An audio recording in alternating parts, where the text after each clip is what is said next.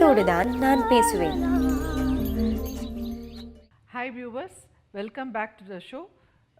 உங்களுடைய உளவியல் பிரச்சனைகள் எதுவாக இருந்தாலும் நீங்கள் எங்க கூட பகிர்ந்துக்கலாம். இந்த நிகழ்ச்சி காதோடு தான் நான் பேசுவேன். நேற்று ஒரு காலர் பேசிகிட்டு இருந்தாங்க. அவங்க ஸ்டோரி சொன்னாங்க. இந்த மாதிரி எதிர்பாராத விதமாக அவங்க கணவர் வந்து இறந்துட்டார். ஆனால் அவர் வந்து வியாபாரம் பண்ணிகிட்டு இருந்தார் கூட்டு குடும்பமாக. இப்போ வந்து எனக்கு எப்படி வாழ்க்கையை எடுத்து கொண்டு போகிறதுன்னு தெரியல, அதுக்கு சில டிப்ஸ் வேணும் அப்படின்னு சொல்லி கேட்டாங்க. ஆனால் அவங்க கான்வர்சேஷன் நம்ம டீட்டெயிலாக கம்ப்ளீட் பண்ண முடியல. அதனால் திருப்பி இணைப்பில் வந்திருக்காங்க. Hello hello. அதாம்மா, இப்போ வந்து நீங்கள் கூட்டு குடும்பமாக இருந்தாங்க. ஒரு மாதிரி எல்லாம் ஒரு அன்ரிசால்வ்டாக அவர் இறந்து போயிட்டார். இப்போ உங்களுக்கு வந்து எப்படி போய் அதில் அந்த பொறுப்பை எடுத்துக்கிட்டு உங்களுக்கான இதை வந்து எப்படி நிலைப்படுத்திக்கிறதுன்னு தெரியல இல்லையா? ஆமாங்க ஆமாங்க. சரி, உங்கள் பையனுக்கு என்ன வயது சொன்னீங்க? என் பையனுக்கு இப்பதான் 8 வயசுங்க. 8 வயசு. சித்திரை வந்தாதான் 9 பிறக்குதுங்க. சரி, ஓகே. இப்போ வந்து ஆனால் உங்களுக்கு இப்போ குடும்பத்துக்கு தேவையானதெல்லாம் அவங்க பார்த்துக்கிட்டு தான் இருக்காங்க. இப்போ குழந்தைங்களுக்கு ஃபீஸ் எல்லாம் அவங்க கட்டிடுவாங்க இல்லையா? இல்ல இல்ல, இனிமேல் தான் அந்த இதெல்லாம் இது பண்றதுங்க. கட்டணுங்க, கட்டிதான் ஆகணும். கட்டி தான் ஆகணும். இப்போ உங்க கூட பிறந்தவங்க எத்தனை பேர்? உங்க அம்மா அப்பா என்ன செய்றாங்க? அம்மா வந்து வயசானவங்க. அவங்க டீ கடை வச்சு நடத்திட்டு இருக்காங்க. கூட பிறந்தவங்க அக்கா இருக்காங்க, அண்ணன் இருக்காங்க. அவங்க 2 அக்கா ஒரு அண்ணங்க. அவங்கெல்லாம் உங்க கூட நல்ல பேச்சுவார்த்தையில இருக்காங்களாம்மா? அவங்கெல்லாம் இருக்காங்க. அவங்கதான் ஆரம்பத்துல இருந்தே இவங்களோட இதுல இருந்து எனக்கு சப்போர்ட்டா இருக்கிறதுங்க. குழந்தைகளை வளர்த்துறதுக்குலாம் அம்மா வீடு தான் கொஞ்சம் சப்போர்ட்டா இருந்ததுங்க. இந்த சைடு யாரும் இல்லை. என்னோட வீட்டுக்காரு நானும் சேர்ந்து அவங்க குழந்தைகளை இது பண்ணுவாங்க. இடையில வந்து அம்மா அவங்க வீடு தான் எனக்கு கொஞ்சம் ஆதரவா இருப்பாங்க.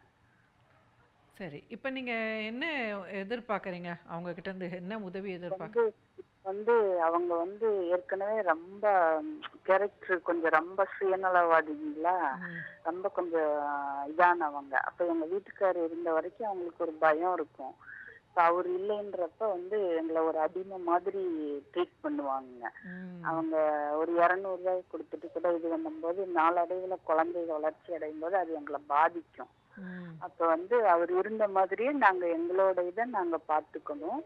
குழந்தைகளை பாதிக்காம நான் எங்களோட இதை பார்த்து நான் வளர்த்தி கொண்டு வரணுங்க. அவங்களோட இது வந்து எந்த விதத்துல எங்களுக்கு பாதிக்க கூடாது. மன ரீதியா பாதிப்பு கொடுத்துக்கிட்டே இருக்காங்க. அந்த பாதிப்பு வந்து எங்களுக்கு இருக்கக்கூடாது. அதுக்கு நான் என்ன பண்றதுன்னு தெரியலைங்க. அதுக்கு என்ன பண்ணணும்னாக்கா, நீங்க வந்து இழப்பு, சொத்து காசு பணம் இதெல்லாம் இழப்பு ஏற்பட்டாலும் பரவாயில்ல அப்படின்னு சொல்லிட்டு நீங்க உங்க குழந்தைகளுக்கு நீங்க என்ன பண்ண முடியுமோ அதை பண்ணிட்டு நீங்க உங்க காலில் நிக்கணும். அப்படியா?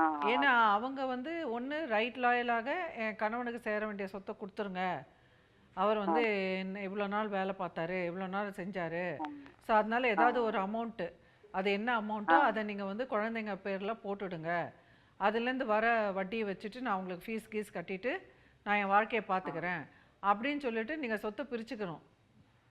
சரி சரிங்க. சொத்தை பிரிச்சுக்கணும். ஏன்னா அவங்க ரொம்ப மன உளைச்சல். ஒவ்வொரு விஷயத்துலயும் நாங்க குழந்தைகளை நல்ல முறையோட வளர்த்துறவங்களா, அவங்களோட இதுக்கு எங்களுக்கு ஒத்து போக மாட்டேங்குதுங்க. அதான் அப்போ நீங்க ரைட் லாயில கேளுங்க, இந்த மாதிரி இவ்வளோலாம் செஞ்சுருக்காங்க எங்க வீட்டுக்காரங்க இருந்த போது, ஸோ அதனால இப்போ வந்து நான் தனியாக ஆயிட்டேன் அனாதையா, ஸோ அதனால எனக்கு வந்து என் குழந்தைகளை நான் படிக்க வைக்கணும் காப்பாற்றணும் இதெல்லாம் இருக்கு, ஸோ அதனால சேஃப்டிக்கு ஒரு அமௌண்ட் போடுங்க அப்படின்னு சொல்லி நீங்கள் அதை பிரித்து கேளுங்க. அந்த சொத்துல என்ன இருக்கோ அதை பிரித்து கேளுங்க.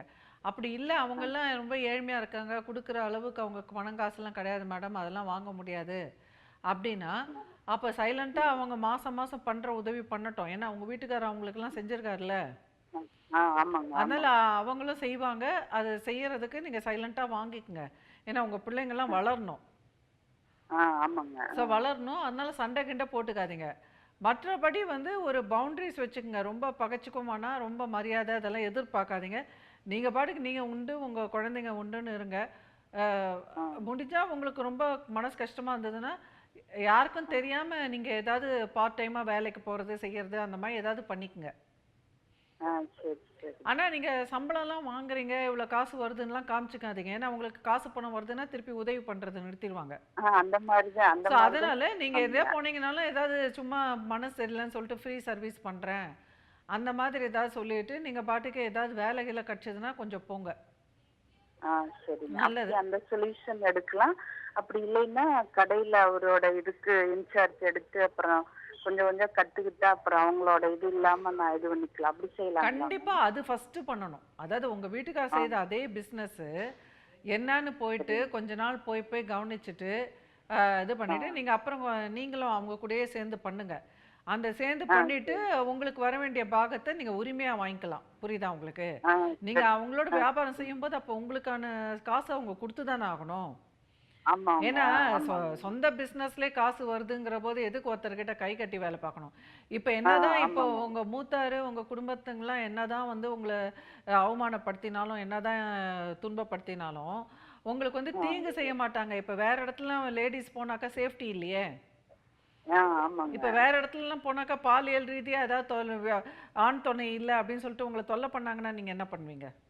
ஆமா ஆமாங்க. அதை விட இவங்கெல்லாம் உங்க கூட உங்க குடும்பமா ஆச்சு உங்ககிட்ட எதுவும் செய்ய மாட்டாங்க அந்த மாதிரிலாம். என்ன ஒரு ஏச்சு சரி. பேச்சு இருக்கும்.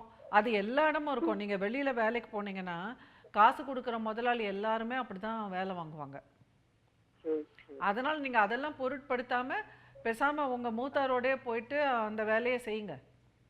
சரி. செஞ்சு அதுலயே கொஞ்சம் உங்களுக்கான காசை நீங்க கரெக்டா வாங்கிக்கிட்டு உங்க பசங்களை படிக்க ம். வச்சுட்டு அப்படியே உங்க அக்கா அண்ணா அவங்க உதவியெல்லாம் வச்சுட்டு நீங்க அப்படியே ம். வாழ்க்கைய முன்னேற்றி கொண்டு போக பாருங்க. ஆ சரி சரிங்க. ஏன்னா இப்போதைக்கு வேற எங்கேயும் சேஃப்டி கிடையாது. ஆ சரி சரிங்க. அதிலே போயிடும் உங்களுக்கு. நீங்க வேலைக்கு போனீங்கன்னா அதிலே கவனம் போயிடும். அதுக்கப்புறம் வந்து ஆ பிள்ளைங்களை கவனிக்கிறதுல கவனம் போயிடும். 2 பிள்ளைங்களும் ஆ கொஞ்சம் பெருசாகட்டும். ஆ சரி அதுக்கப்புறம் சரிங்க. யோசிக்கலாம். சரியா? வந்து என் குழந்தைங்க தான் எனக்கு ரொம்ப முக்கியங்க. ஆமா. அவரு இருக்கும்போது நாங்க எப்படி வாழ்ந்தோமோ அது அதே மாதிரி மாதிரி வாழும். நல்ல ஆமா. முறையில வளர்த்தி கொண்டு வரணும். அதான் அப்ப வந்து சொந்த பந்தங்களை விடாதீங்க. அவங்களோட ம். குற்றம் குறையெல்லாம் பார்த்து ரொம்ப பெருசு பண்ணாம, ம். அவங்க ஆ அவங்கள சரி. கவனிப்பாங்க. ஏன்னா உங்க குடும்பத்துல ஆ அப்படித்தானே ஒருத்தருக்கு ஒருத்தர் விட்டு கொடுக்காம செஞ்சிருக்காங்க. ஆ சரி ஸோ சரி. அதனால விட்டு கொடுக்க மாட்டாங்க. அப்படியே விட்டு கொடுத்தாலும் மத்தவங்கலாம் வந்து கேள்வி கேட்பாங்கல்ல. ஸோ அதனால நீங்க அப்படியே ஆமாங்க. அவங்களோட உறவுலயே நல்லா மெயின்டைன் பண்ணிட்டு அப்படியே வளர்த்துருங்க சப்போர்ட்ல. சரி சரி. ஓகே. நன்றிம்மா. ஒவ்வொரு குடும்பம் ஒவ்வொரு மாதிரி இருக்காங்க. ஒவ்வொரு குடும்பத்துல வந்து ரொம்ப காசு, பணம் ரொம்ப பெருசாலாம் பார்க்க மாட்டாங்க. அதாவது அண்ணன் தம்பிங்களுக்குள்ள வந்து எல்லாருமே நம்ம பிள்ளைங்க அப்படிங்கிற மாதிரி தான் இருப்பாங்க. அது சரி தவறுன்னுலாம் சொல்ல முடியாது. எனக்கு தெரிஞ்சு நிறைய சேடு குடும்பங்கள், செட்டியார் குடும்பங்கள்லாம் நான் பார்த்துருக்கேன். பிள்ளைகள்லாம் பொதுதான். ஒருத்தருக்கு 2 பொம்பளை பிள்ளை இருக்கும். ஒருத்தருக்கு 2 ஆம்பளை பிள்ளைங்க இருக்கும். ஸோ அண்ணன் தம்பிங்கள கேட்டா எங்களுக்கு 2 பொண்ணு, 2 பிள்ளைன்னுவாங்க. ஸோ அந்த பொம்பளை பிள்ளைக்கு கல்யாணம்னு வரும்போது மொத்தமா பேசுவாங்க. இத்தனை சவரன் போடணும்னா எல்லாருமே காசை வச்சு வாங்கி போட்டு பண்ணுவாங்க. அந்த மாதிரிலாம் இன்னமும் இருக்காங்க. ஸோ அதெல்லாம் வந்து தவறுன்னுலாம் சொல்ல முடியாது. அந்த மாதிரி குடும்பத்துல வாழ்க்கப்பட்டு போற பெண்கள் வந்து எல்லாத்துலயும் மூக்க நுழைச்சு எல்லாத்துலயும் சண்டை போடாம, சரி இதெல்லாம் ஆண்கள் விவகாரம் அவங்களுக்குள்ள பார்த்துக்குவாங்க. நமக்கு வேண்டியது நம்ம பிள்ளைங்களுக்கு படிப்பு வேணும், கல்யாணம் நடக்கணும்.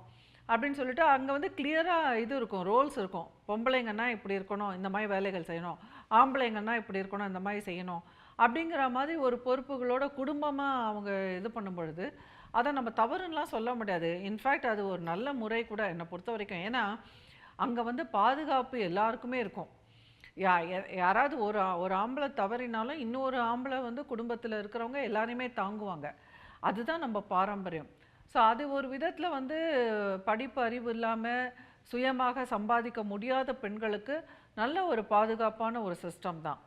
சப்போஸ் வேலைக்கும் போயிட்டு சம்பாதிச்சுட்டும் இருக்கும் பொழுது அந்த பெண்களால இந்த மாதிரி குடும்பங்கள்ல வாழ்க்கப்பட முடியாது. ஸோ அதனால சம்பந்தம் பண்ணும்போது, திருமணம் பண்ணும் பொழுது பெற்றோர்கள் விழிப்புணர்வோட திருமணம் பண்ணணும். ஸோ நம்ம பெண்ணுக்கு வந்து சம்பாதிக்கிற திறமை இருக்கு, படிப்பு அறிவு இருக்கு அப்படின்னா இந்த கலாச்சாரத்துல அவ வந்து வரமாட்டா. இந்த மாதிரி இதுலலாம் அவ வாழ முடியுறது கஷ்டம். அவ வந்து தான் உண்டு, தான் வாழ்க்கை உண்டுன்ற நவீன வாழ்க்கையில தான் போவா அப்படிங்கிறதுக்காக அந்த மாதிரி குடும்பமா பார்த்து கல்யாணம் பண்ணணும்.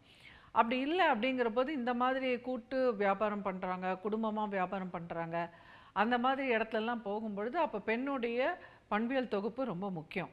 அதை புரிஞ்சுக்கிட்டு பெற்றோர்கள் வந்து அதற்கேத்த மாதிரி திருமணம் செய்து வைக்கணும்.